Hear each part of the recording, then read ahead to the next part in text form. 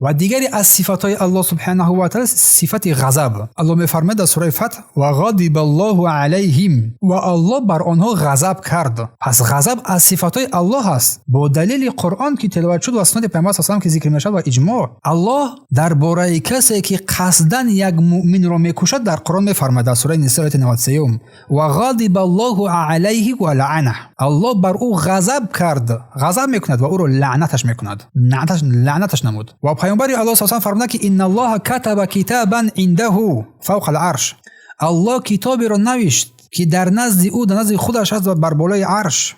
این اثبات صفت الله سبحانه و تعالی، الله بر بالای عرش قرار دارد. این حدیث که حدیث متفق علیه بخاری و مسلم اثبات ذکر می‌نماید. و در ادامه حدیث شد ان الله كتب کتابا عنده فوق العرش ان رحمتی غلب غضبی. با درستی که رحمت من غضبم را غلبه کرده است. پس الله غضب میکند. سلف صالح بر اثبات صفت غضب برای الله اتفاق دارند. از این رو اثبات آن برای ما لازم است، بدون تحریف، بدون تعطیل، بدون کیفیت اون ذکر کردن کیفیت و بدون مثال زدن. غضب الله غضب حقیقی است که سزاوار ذات الله سبحانه و تعالی است. اما تعویل اهل تعطیل باشد، اهل تعطیل غضب را به معنای انتقام گفتند. غضب را به معنای انتقام گفتند اهل تعطیل. تعویل کردند، اما این تعویلی که آنها کردن رد کردن می شود که قبلا در قاعده چهارم بیان کرده بودیم. و علاوه بر این یک دلیل دیگری هم وجود دارد که الله در کلامش بین غضب و انتقام فرق گذاشته است. الله در قرآن بین غضب و انتقام قرار گذاشته است، فرق گذاشته است که این اهل تعطیل نگویند که غضب به معنای چیز، به معنای انتقام است. الله میفرماید فلما اسفونا،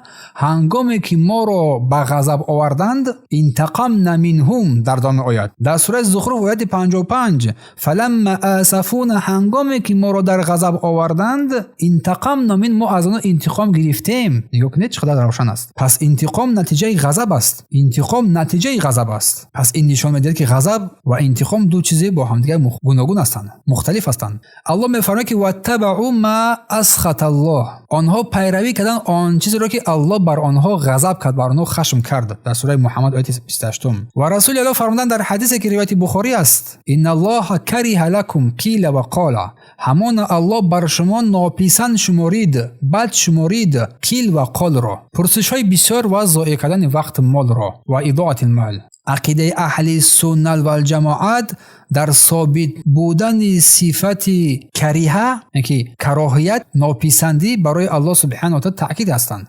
معتقد هستند که یکی از صفات الله سبحانه و تعالی است. و این صفات الله سبحانه و تعالی بدون تحریف و تعطیل و تجسیم و تشبیه اثبات شود. پس این کبریایی و این کراهیت از جانب الله سبحانه و تعالی با گونه حقیقی که اثبات کرده است، با بزرگی عظمت جلالت او سبحانه و تعالی اثبات می شود. اما رد به عقیده اهل تعطیل، آنها اینه که اهل تعطیل این کراهیت را، ناپسندی را، ناپسند داشتن را به معنای دور نگاه داشتن و کنارگیری تعبیر کردن، تفسیر کردن و غلط کردن. چون این تعبیر درست نیست، زیرا الله سبحانه و تعالی در نصوص قرآن و احادیث مفهومی کرح را، یک ناپسندی را، همچون حالت ناپسندی و نفرت حقیقی بیان نموده است. چون یک در قاعده ها ما در بالا ذکر نموده بودیم. بارک الله فیکم. امیدوارم که مسئله برایتون روشن باشد، چیزهایی که بیان کرده ایستادیم. چون مردمان هستند که این صفات الله سبحانه و تعالی که بر خود اثبات کرده است، آن را اثبات نمیکنند، آن را تحریف و تغییر میدهند، تفسیرهای از بلادن عقل خود آورده آنها را به گونه تغییر میدهند. بارک الله فیکم. خیر، در اینجا توقف